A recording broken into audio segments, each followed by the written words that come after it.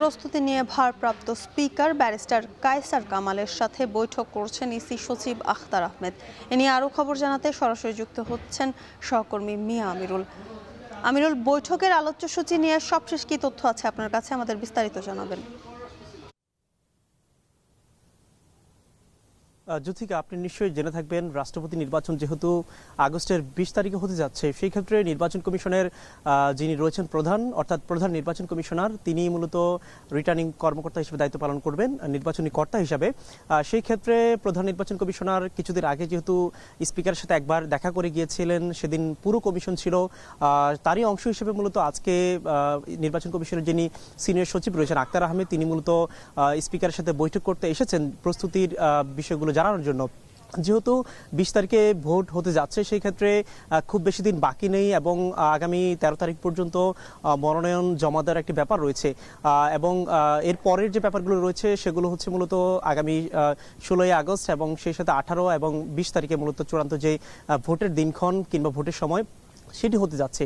এই ক্ষেত্রে আমরা দেখেছিলাম প্রধান নির্বাচন কমিশনার যেহেতু উনি প্রধান দায়িত্বে রয়েছেন, সেই ক্ষেত্রে এবার প্রায় 35 বছর পর দ্বিতীয়বারের মতো রাষ্ট্রপতি নির্বাচন প্রতিদ্বন্দ্বিতাপূর্ণ হতে যাচ্ছে। সেই ক্ষেত্রে মূলত এখানে ইসি সচিবের মাধ্যমে প্রধান নির্বাচন কমিশনার বেশ কিছু বার্তা তিনি পাঠিয়েছিলেন।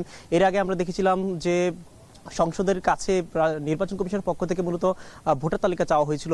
বলা চলে সার্বিকভাবে এই বিষয়গুলো হচ্ছে এবং আপনাকে যেমনটি বলছিলাম যে প্রায় 3 যুগ পর মূলত দ্বিতীয়বারের মতো প্রতিদ্বন্দ্বিতাপূর্ণ হচ্ছে এই 13তম জাতীয় সংসদ অধিবেশনে এসে মূলত, যেটি 1991 সালে পঞ্চম সংসদের সময়ে মূলত যখন বিএনপি ক্ষমতায় ছিল তখন আওয়ামী লীগের পক্ষ থেকে একজন প্রার্থী ছিলেন, অর্থাৎ সেই সময়ে কিন্তু রাষ্ট্রপতি নির্বাচন প্রতিদ্বন্দ্বিতাপূর্ণ পায় এবং এবার যেহেতু প্রতিদ্বন্দ্বিতাপূর্ণ পাচ্ছে সেই ক্ষেত্রে অনেকেরই কিন্তু অভিযোগের অনেকেরই কিন্তু একটি ব্যাপার রয়েছে, জানার আগ্রহ রয়েছে।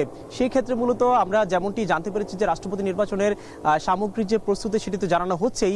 এক্ষেত্রে সংসদে যে যারা প্রতিনিধিত্ব করছেন সেক্ষেত্রে একটি বৃহৎ অংশ রয়েছে বিএনপির, তারা মূলত নমিনেশন নিয়েছিলেন। আমরা দেখেছিলাম গত 2 দিন আগে দলের যে জ্যেষ্ঠ নেতা রয়েছেন রুহুল কবির রিজভী আহমেদ এবং সেই সাথে সংসদের যিনি রয়েছেন হুইপ রয়েছেন নুরুল ইসলাম মনি, তিনি কিন্তু তারা মূলত নির্বাচন কমিশনে গিয়ে প্রধান কর্তার কাছ থেকে এই কাগজপত্রগুলো নিয়েছিলেন এবং গতকালও আমরা দেখেছিলাম যে 11 দলীয় জোটের পক্ষ থেকে নেওয়া হয়েছে।